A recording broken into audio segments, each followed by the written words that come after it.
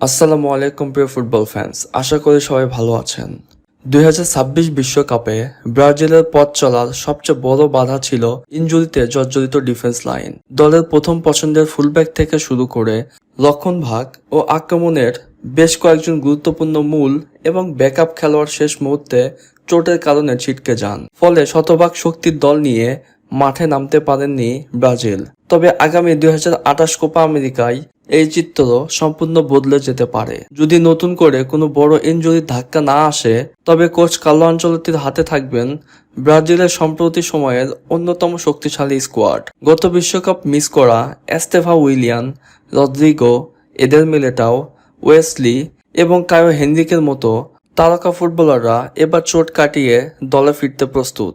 সবচেয়ে আশার কথা হলো কার্লো আনচেলত্তি এবার নিজের পরিকল্পনা অনুযায়ী দল গড়ে তোলার জন্য পর্যাপ্ত সময় পাচ্ছেন।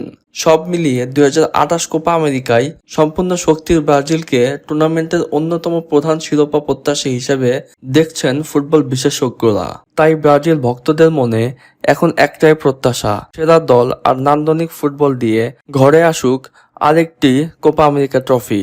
আপনাদের মতে কি মনে হয়, 2028 কোপা আমেরিকা কি ব্রাজিল জিততে পারবে, নাকি আবারও ভক্তদের হতাশ করবে? ফুটবলের সকল আপডেট পেতে আমাদের ইউটিউব চ্যানেলটি সাবস্ক্রাইব করবেন এবং ফেসবুক পেজে একটি ফলো দিয়ে পাশেই থাকবেন। দেখা হচ্ছে পরের কোনো ভিডিওতে। ধন্যবাদ।